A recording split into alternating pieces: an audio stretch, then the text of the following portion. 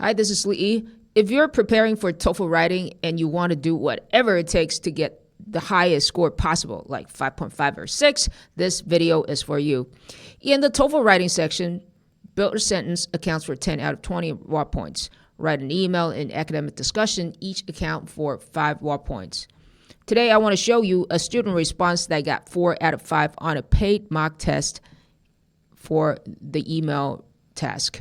This student had watched my videos, followed my suggestions, and already wrote a pretty strong answer, but he still wanted to know how to move closer to 5 out of 5 in raw points. So in this video, I'll show you where he should focus and where he should not waste his effort.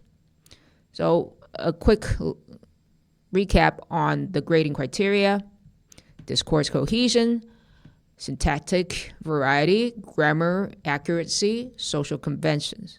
Okay. All right.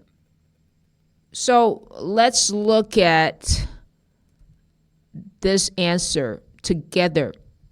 Okay. I would suggest that you pause for a few seconds and read it through and answer these questions. Which area is holding this response back from a 5? By the way, it is a 4. It is actually pretty good. Is it discourse cohesion? Is it syntactic variety? Is it grammar? Is it social conventions? Okay. When you're ready, resume the video.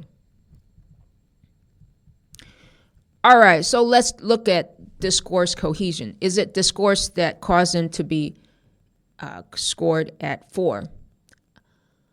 It contributes to a small part of it. Okay. Let's compare a 5-point response and the student's response. So basically, for discourse, the student's response completes the task. It describes the Wi-Fi issue, explains the effect on work, and asks for a repair plus a timeline. The structure is also fine. It goes from the problem to the effect to the request. Everything's covered. Every bullet point is covered. So the reason that it's not a 5 is specificity.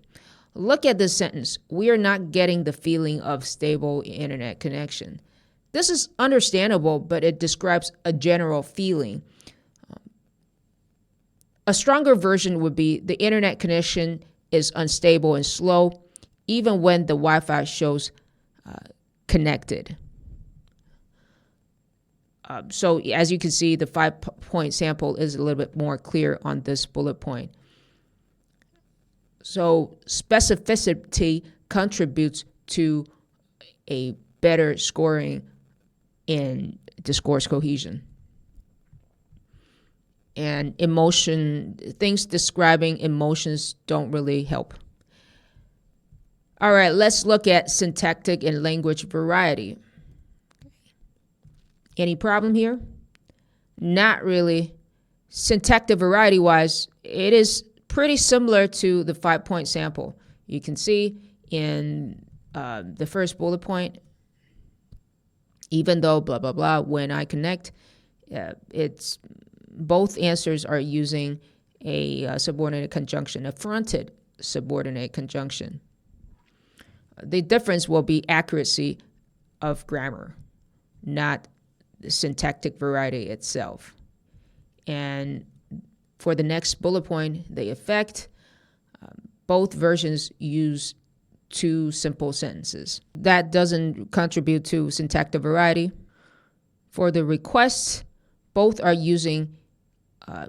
starting with a polite question, and the second sentence all use embedded WH clause. So that is good. That is actually enough. So syntactic variety-wise, this answer is already good enough. Although, of course, the third bullet point of the 5-point sample is a little bit more complex, more subordinate clauses.